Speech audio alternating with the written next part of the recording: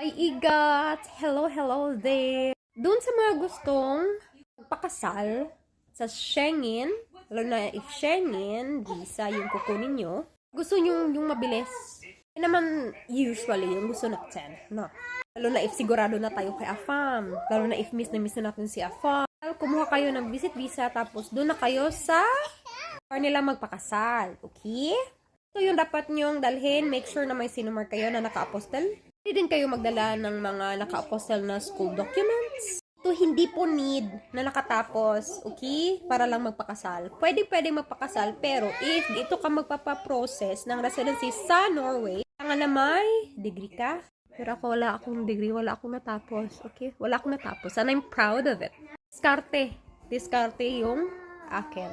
Ako natapos, pero nakakuha pa rin ako ng residency, hindi na ako umuwi. So, depende siya. Depende sa sitwasyon. Ito si Bebe, sa Sweden siya. Kasi niya sinabi na magpapakasal siya.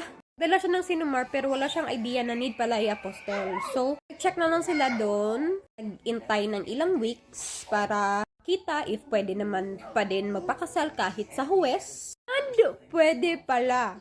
Opo. Nakalimutan yung ipapostol yung sinumar nyo. Pwede din sa bansa na pupuntahan nyo. Basta Schengen ha. Huwes muna.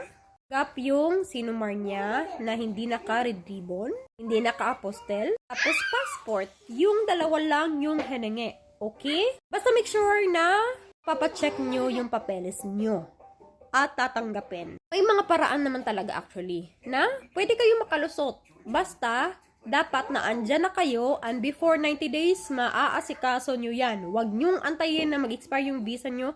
Huwag nyong gawin yung hindi naman pwede. Yung gawin nyo lang yung pwede. Wala ka sa Pinas. Dito yung pera-pera. Lusot palusot. Sige lang kasi may kausap. Sige lang kasi may friend. Sige lang kasi may kakilala. Hindi po yan dito gumagana. Ikaw at ikaw pa din yung maiipit if andito ka na nag-overstay, if andito ka tapos mga pinaggagawa ka dyan, mahuhuli ka, edi good luck sa'yo. Have a good day!